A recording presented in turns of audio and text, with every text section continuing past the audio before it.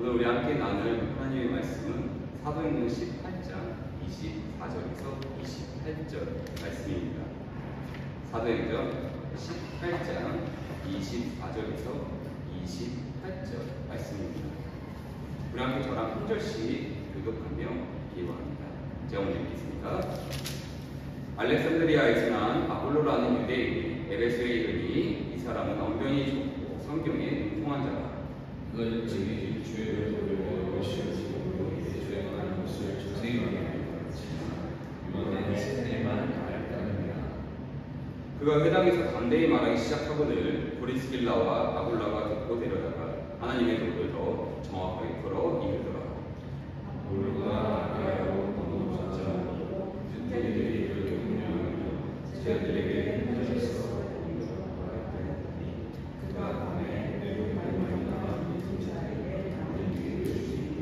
마지막 함께 읽겠습니다.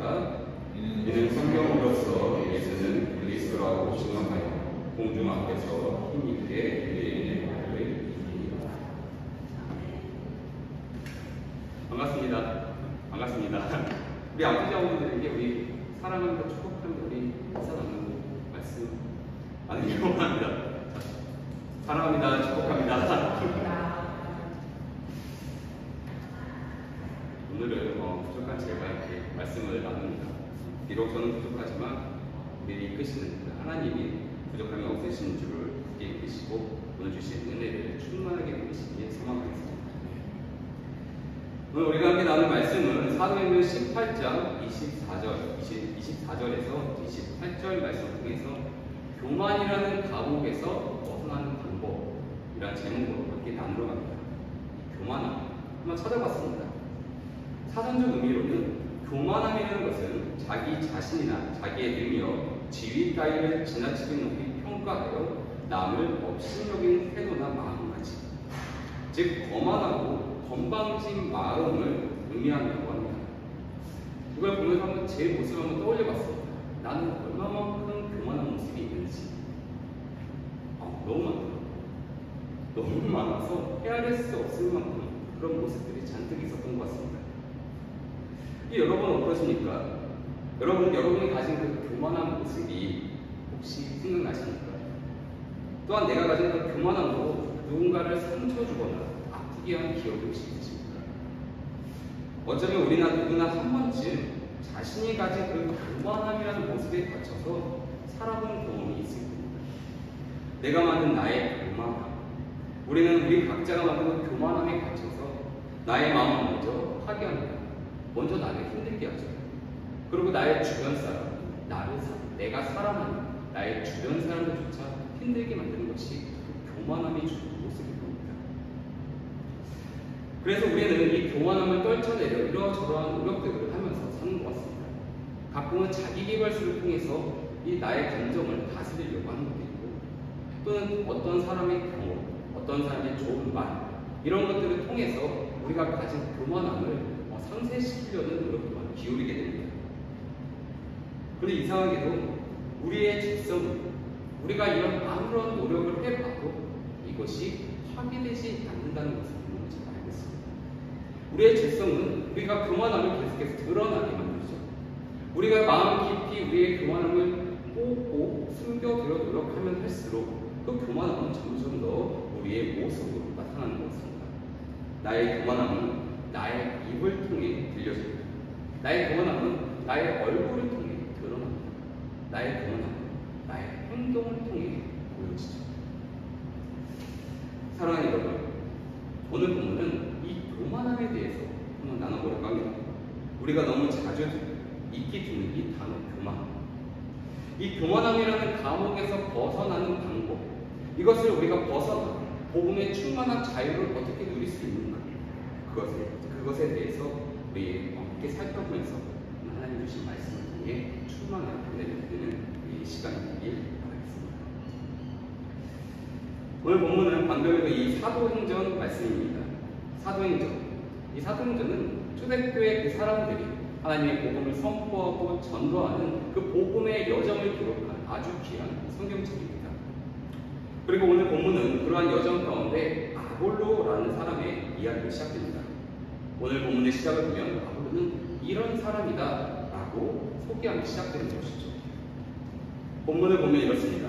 아볼로는 알렉산드리아 출신이라고 합니다. 알렉산드리아가 혹시 어딘지 아십니까? 알렉산드리아는 당시 헬레니즘 문화의 중심지였습니다. 특히 여기에서는 교육, 철학, 문화, 지식과 정보, 그 방대한 것들이 직결되어서 많은 학자들이 연구하고 나누는 그런 곳이었죠. 특히 알렉산드리아의 대도서관은 이러한 이곳의 문화를 잘 나타내는 하나의 랜드마크이기도 하였습니다. 즉 아볼로가 알렉산드리아 출신이라고 성경이 말하는 것은 아볼로가 매우 똑똑하고 학식이 있으며 높은 교육 수준과 학력을 지닌 엘리트였다는 것을 말하는 것입니다. 그리고 이를 뒷받침하듯 아볼로가 유대인이었으며 언변이 좋고 성경에 능통한 자였다고 오늘 본문은 전합니다. 정리하면 이렇습니다. 오늘 본문의 아볼로는 알렉산드리아 출신의 유대인이며 언변이 좋고 성경에 아주 능통한 뛰어난 사람이라는 것을 말하는 거죠. 그리고 계속해서 본문 25절 전반부를 보면 아볼로는 그리스도의 가르침을 일찍 배워 그것을 자세하게 가르친 자라고 말합니다. 즉 아볼로는 학식 깊은 유대인이었으며 그리스도가 이 땅에 오신 메시아임을 고백하고 그 복음을 배우고 전하는 사람이었던 것입니다. 맞습니다. 아볼로는 이 이후에 바울의 뒤를 이어서 고린도 교회를 목회하고 향한 목회자였습니다. 바울 또한 이 아볼로에 대해서 이렇게 진술한 적이 있습니다. 나는 아볼로와 같이 언변이 좋지 않아 글로써 복음을 전한다. 이런 거 보면 이 아볼로라는 사람은 정말 대단한 것 같습니다. 공부도 많이 했고 많이 알고 지식도 높고 배움도 좋고 사역자로서 이런 아볼로의 능력이 참 부럽기도 한 것 같아요. 이렇게 아볼로에 대해서 오늘날에 얘기가 끝났으면 참 성경은 아름다웠을 건데 오늘 본문은 아볼로의 이런 좋은 모습을 그대로 두지 않고 오늘 본문 25절 후반부를 보면 요한의 세례만 따르니라고 아볼로를 지적합니다. 즉 아볼로는 요한의 세례만 아는 사람이었다고 좋지 않은 의미로서 성경을 전하고 있는 것이죠. 아니 방금 전까지만 해도 성경에 능통한 자라고 뛰어난 사람이었다고 그렇게 칭찬한 게 오늘 본문의 앞절이었는데 갑자기 성경은 아볼로가 요한의 세례만 알았다라고 지적하는 것을 볼 수 있는 것입니다. 그러면 도대체 이 요한의 세례가 무엇이기에 아볼로는 지적받은 것입니까? 가끔 이 요한의 세례를 말하는 것을 보면 성령 세례, 불세례 이런 거랑 비교하며 말씀하는 것을 종종 듣곤 합니다. 그런데 오늘 본문에서는 이런 비교가 아주 틀린 것은 아니지만 오늘 본문에 적용하기에 부족함이 있습니다. 그렇다면 오늘 본문에서 말한 요한의 세례는 어떤 의미를 가지고 있는 것입니까? 요한의 세례는 우리 모두가 알다시피 요단강에서 사람들에게 그리고 예수 그리스도에게 세례를 베푼 세례 요한의 사역이었습니다. 세례 요한은 그리스도가 오신 그 앞에 먼저 서서 그리스도가 이 땅에 오셨음을 선포한 사람이었죠. 그리고 그 세례 요한은 요단강 앞에서 이렇게 선포합니다. 회개하라, 천국이 가까이 왔느니라. 그리고 여기서 주목해야 되는 것, 우리가 관심 있게 봐야 되는 부분이 이 선포, 회개하라 라는 선포가 요단강에서 이루어지고 있다는 사실입니다. 당시의 회개, 즉 죄사함은 어디에서 이루어집니까? 바로 성전이었습니다. 성전 안에서 속죄자를 통해서만 가능했던 것이 바로 이 회개, 죄사함이었죠. 그런데 세례 요한의 지금 모습은 어떻습니까? 요단강에서 사람들에게 세례를 베풀며 회개하라고 촉구하는 것입니다. 즉 죄사함이 성전이 아니라 지금 이 요단강에서 이루어진다는 것을 말하는 것입니다. 이 말이 무슨 의미입니까? 예수 그리스도를 믿는 자가 천국 구원의 소망을 품을 수 있다는 것을 말하는 것입니다.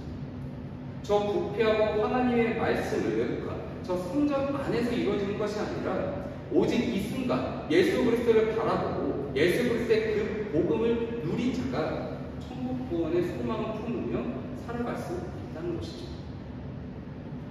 그런데 이상하게도 이런 아볼로에게 이런 세대 요한의 선포를 선포한 아볼로에게 잘못되었다고 오늘 본문이 전하는 겁니다. 무엇이 잘못된 걸까? 이렇게 보면 요한의 세례는 큰 문제가 없는 것 같습니다. 예수 그리스도를 믿음으로 구원을 받는 그 말이 틀린 말은 아니지 않습니까? 그런데 성경은 아볼로가 요한의 세례만 알았다고 지적합니다. 한번 그것에 대해서 한번 생각해보면 아볼로는 자신이 가진 그 지식을 통해서 복음을 전합니다. 자신이 가진 그 지식, 방대한 양의 지식과 지혜를 뽐내고자 복음을 전했다는 것입니다. 즉 자신이 가진 지식을 뽐내고자 그리스도의 복음을 선포한 아볼로의 모습을 오늘 본문 정확하게 지적하는 것이죠. 그리고 성경은 예수 그리스도의 복음이 그저 지식으로 이루어진 것이 아니라 그저 한낱 좋은 말씀이 아니라 예수 그리스도의 복음의 본질은 지식과 지혜만을 통하는 것이 아닌 다른 무언가가 있다는 것을 분명하게 말하는 것입니다. 그렇다면 우리는 생각해 봐야겠죠. 이 성경이 말하는 아볼로가 알지 못했던 그 예수 그리스도의 복음의 본질은 무엇일까? 핵심은 무엇일까? 흥미롭게도 오늘 본문 보시면은 딱 집어서 무엇이다 라고 말하지 않고 이야기로서 아볼로가 알지 못한 그것에 대해 설명합니다. 오늘 본문 26절을 보면 이렇게 전합니다. 그가 회당에서 담대히 말하기 시작하거늘 브리스길라와 아굴라가 듣고 데려다가 하나님의 도를 정확하게 해서 이르더라. 이 말 다시 생각해보면 학식이 높고 성경에 능통하고 그리스도의 복음을 깊게 아는 아볼로를 브리스길라와 아굴라라는 사람이 다시 가르쳤다는 겁니다. 바로 이 부분이 오늘 본문에 우리가 유심히 바라봐야 될 포인트인 거죠. 혹시 여러분은 브리스길라와 아굴라에 대해서 들어보셨습니까? 이들은 바울의 동역자이자 바울과 사도들을 도와 그리스도의 복음을 전하고 가르친 사람들로 나타납니다. 그래서 바울은 자신의 서신서에서 이들에게 감사한 마음을 전하고 교회 또한 이들을 환대해달라고 부탁하는 것을 볼 수 있습니다. 이런 걸 보면 브리스길라와 아굴라는 참 대단한 사람이었다고 생각이 듭니다. 그리스도의 복음을 전하고 그것에 얼마나 능통했으며 저 학식이 뛰어나고 지식이 뛰어난 아볼로를 가르쳤던 것입니까? 그런데 여기 정말 놀라운 사실 한 가지 말씀드릴까요? 정말 놀라운 사실 하나는 브리스길라는 여자입니다. 다시 한번 말씀드릴까요? 브리스길라는 여자였습니다. 아볼로를 갖춘 이 브리스길라가 여자라는 사실은 사실 지금 우리에게 아주 큰 논란을 가졌을 겁니다. 그 당시 이 사도행전이 쓰여진 당시 사도행전을 보는 이 성도들에게는 사람들에게는 매우 놀랄만한 충격이었을 겁니다. 여자가 가르치는 그리스도의 복음은 별 볼 일 없다고 생각하는 사람들조차 나타난 것이 바로 그때 모습이었죠. 맞습니다. 당시 1세기에서 여자에 대한 이야기는 지금과는 매우 달랐습니다. 당시 1세기의 여자에 대한 이야기는 집에서 기르는 가축보다도 못한 존재로 취급되게 됐습니다. 또한 남편의 지위와 명예에 따라 여자가 가진 지위와 명예도 같이 갔습니다. 그래서 한 예로 이혼을 하거나 남편에게 버림받은 여자들은 신분이 천민 또는 노예로 전락하는 삶을 살 수밖에 없었던 것이죠. 특히나 유대 민족은 더욱 그랬습니다. 유대 민족은 여인이 하나님의 말씀을 가까이 하는 것을 금했습니다. 예를 들면 유대인의 성전, 1세기의 그 예루살렘 성전에서는 여인의 뜰이라는 여인이 갈 수 있는 그 제한의 구역이 따로 있었습니다. 즉 하나님의 말씀이 터지고 토라의 말씀을 가르치는 그곳까지 성전 안쪽까지는 여인들은 갈 수가 없었다는 것이죠. 또한 각 마을에 있는 유대 회당 또한 마찬가지입니다.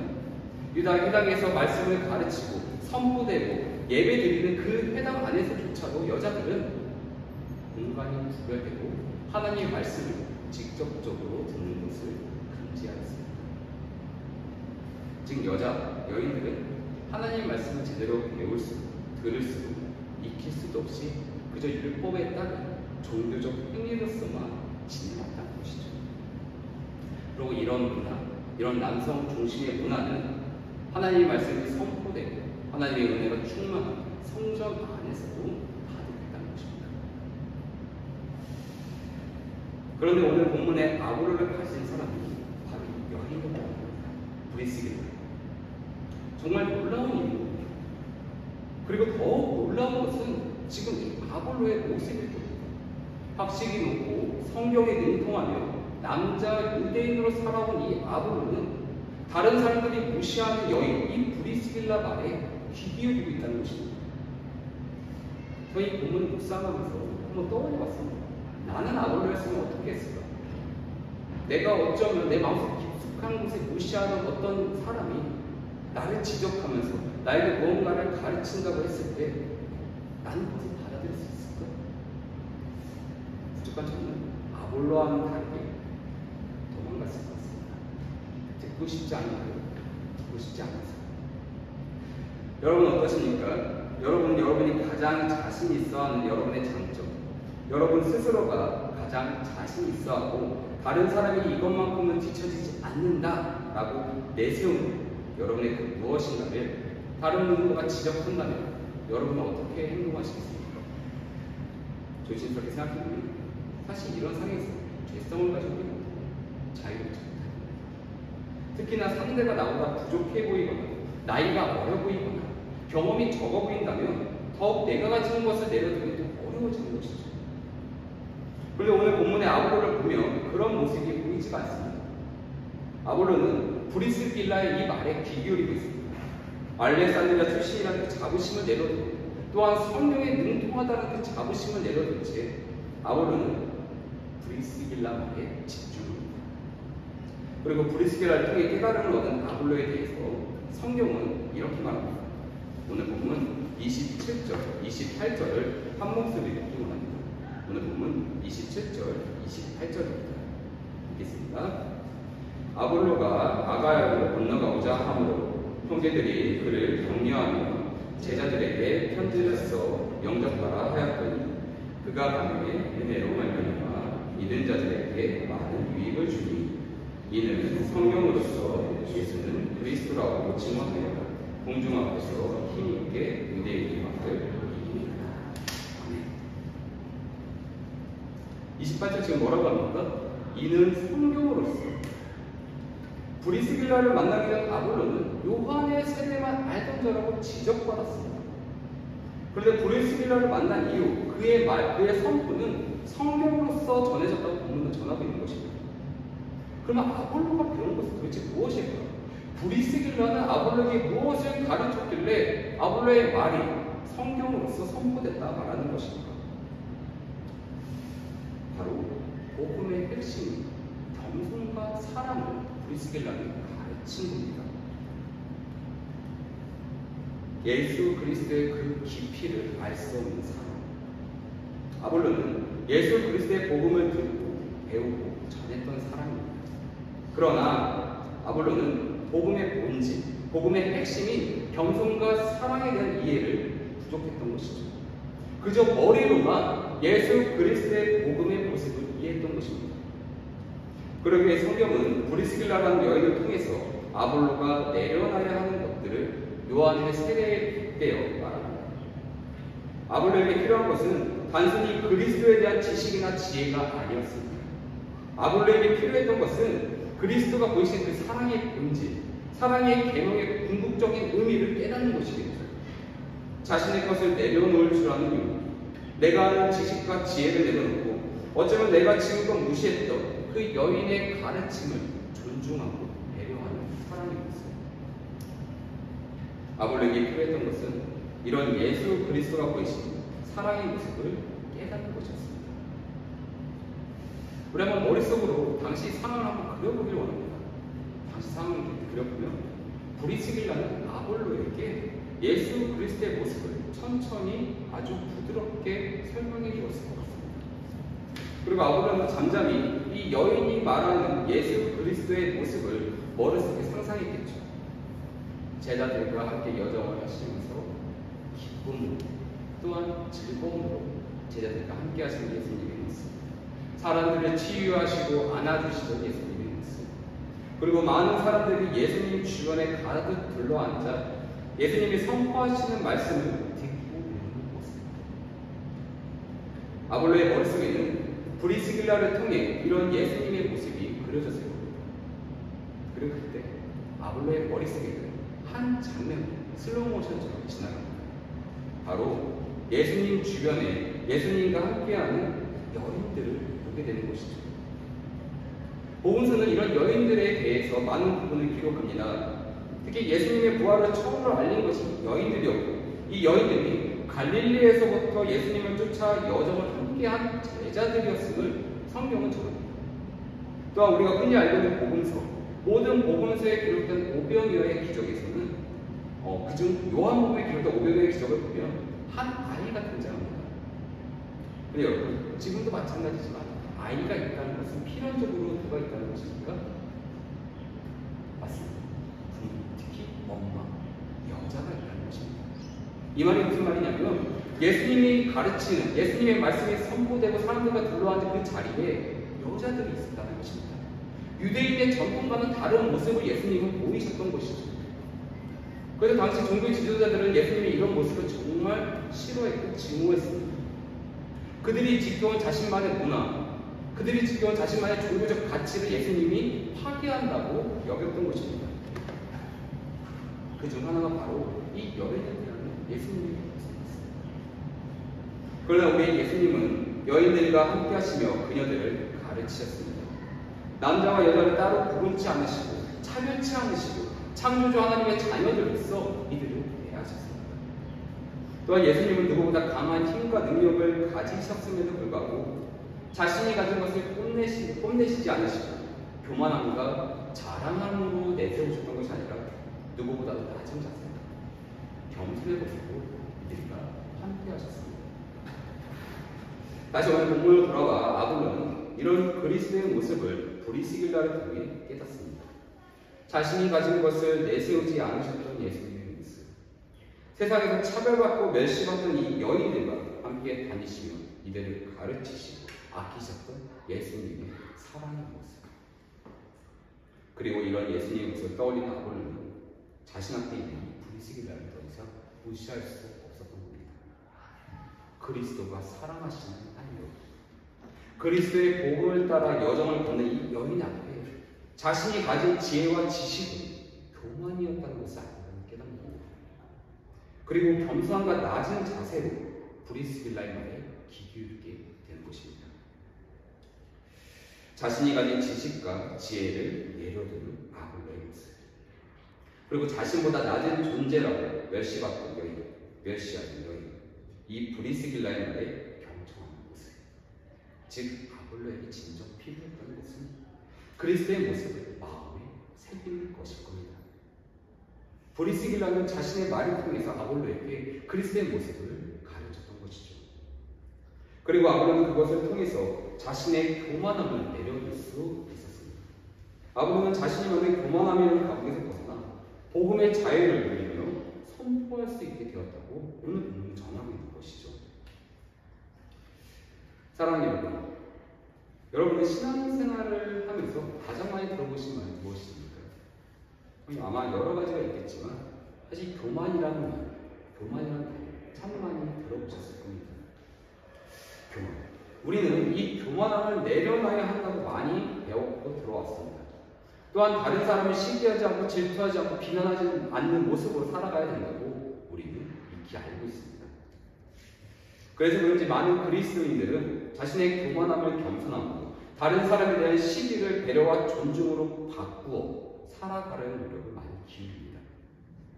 그러나 죄송하게도 이런 노력들은 연약한 육신을 가진 우리 그리스도는 영원히 지속할 수는 없습니다. 죄성 가득한 우리의 모습은 다시금 겸손을 교만으로 바꿔버리고 배려와 존중을 비난과 시기와 질투의 모습으로 바꿔버립니다. 우리가 내려두어야 할 교만함은 다시금 나의 감정과 마음을 사로잡아버립니다. 다른 사람에 대한 배려와 존중이 아닌 비난과 시기와 질투의 말들을 서슴없이 내뱉게 만드는 겁니다.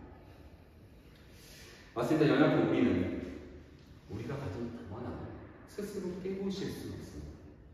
우리는 우리가 가진 교만함을 스스로 벗어날 수는 없습니다. 우리는 그것을 인정해야 됩니다. 것이죠. 우리 스스로 할 수 없다는 것입니다. 그래서 바울은 이런 교만함에 대해 이렇게 말합니다. 갈라디아서 3장 28절을 제가 여러분을 대신 읽도록 하겠습니다. 갈라디아서 3장 28절 말씀입니다. 너희는 유대인이나 헬라인이나 종이나 자유인이나 남자나 여자나 다 그리스도 예수 안에서 하나이니라. 아멘.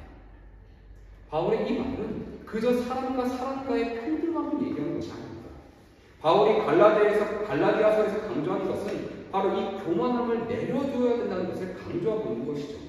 우리가 가진 교만함은 다른 이와 비교하게 만들고 그것을 통해 시기하고 질투하며 멸시하는 마음을 갖게 된다는 것을 이곳에서 선포하는 것입니다. 그러기에 그리스도 안에서 그리스도의 복음을 통해 내가 가진 교만함을 파괴해야 된다고 바울은 강조하는 것이죠. 즉 그리스도의 복음을 깨닫고 마음에 되새기는 삶의 과정에는 우리는 우리가 가진 그 교만함을 파괴할 수 있다고 말하는 것입니다. 교만이라는 그 감옥에서 복음을 통해 벗어날 수 있다고 말하는 것입니다. 그럼 어떻게 복음을 깨닫습니까? 그럼 어떻게 우리가 그리스도의 모습을 마음에 새길 수 있는 것입니까? 그것에 대한 대답은 너무 간단합니다. 바로 성경, 이 말씀을 통해서입니다. 그러나 어떤 사람들은 요즘 말합니다. 성경 뭐하러 보는 거야? 챗GPT가 모든 것을 다 알려주는 세상에 성경 보면 뭐합니까? 라고 말하는 사람들이 있습니다. 그리고 사람들은 말합니다. 좋은 말씀인 건 알겠지만 배경은 흰색이고 글씨는 검정색이고 그 성경이 나한테 얼마나 큰 유익을 주니까 라고 되묻습니다. 제성 같은 인간의 눈으로 본다면 성경은 그저 책이죠. 성경은 그저 예전 누군가의 좋은 경험밖에 안 합니다. 그러나 성령의 렌즈로 성경을 본다면 모든 것은 달라집니다. 성령의 렌즈로 이 성경을 바라본다면 우리의 마음속에 그리스도의 모습이 새겨질 겁니다. 그저 글씨로만 바라봐지던 이 성경의 내용들이 성령의 능력으로 우리 마음 깊은 곳에 그리스도의 모습을 새기게 이끌어줄 겁니다. 그리고 그런 그리스도의 모습, 어느 우리 평균없이 살아가시고 어떤 상황에서도 당신의 자녀들을 아끼셨던 예수 그리스도의 모습, 또한 어려운 사람을 그냥 지나치지 않으셨던 그리스도의 모습, 그 모습들이 우리 마음속에 새겨지고 자리 잡을 때 그때서야 우리의 변화는 시작됩니다. 그때서야 우리의 교만함이 파괴되기 시작하는 겁니다. 사랑하는 여러분, 우리는 우리 스스로 우리가 가진 교만함에 대해 너무 잘 압니다.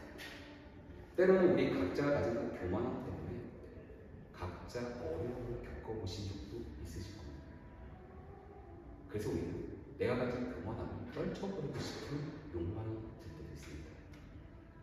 우리는 이 교만함이라는 감옥에서 벗어나 겸손과 자비를 베풀고 싶은 마음이 들 때가 있습니다. 그리고 시기와 질투라는 가시를 내 안에서 빼버리고 배려와 존중이라는 그 부드러움을 가지려는 마음이 계속 커질 때가 있습니다. 그럴 때 우리의 마음이 그리스도의 모습으로 향하려고 할 때 그때 주님이 하나님의 말씀이 성경 앞으로 나아가시기 바랍니다.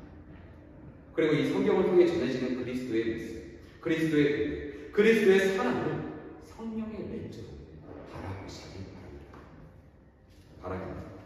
성경은 그저 지식이나 정보로 대하지 않으셨으면 합니다. 성경을 볼 때 성령의 렌즈로 바라볼 수 있도록 함께 기도하며 성경에 담긴 예수 그리스도의 모습을 마음에 깊게 심는 우리 되기 원합니다.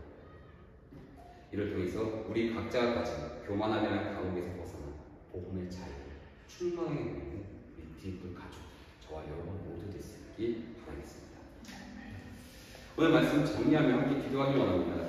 오늘 말씀은 사도행전 18장 24절에서 28절 말씀 중에 교만이라는 감옥에서 벗어나는 방법에 대해 살펴봤습니다. 오늘 본문에서 아볼로는 자신의 자랑이었던 지식과 학식 그리고 배경을 다 내려두고 세상에서 무시받던 여인 브리스길라의 말에 기울입니다. 또한 예수 그리스도의 복음을 떠올리며 자신이 가진 교만함을 벗어나 겸손한 자세 브리스길라 말에 기울였다는 것을 함께 살펴봤습니다. 그리고 이것을 통해서 우리 또 우리 자신이 만든 그 교만함이라는 감옥을 벗어나는 방법은 오직 성령의 렌즈를 통해 그리스도의 모습을 마음에 새겨야 되는 방법뿐이라는 것을 우리는 살펴보았습니다. 우리 이 시간 이 주신 말씀을 가지고 함께 기도하시도록 하겠습니다. 우리 시간 함께 기도할 때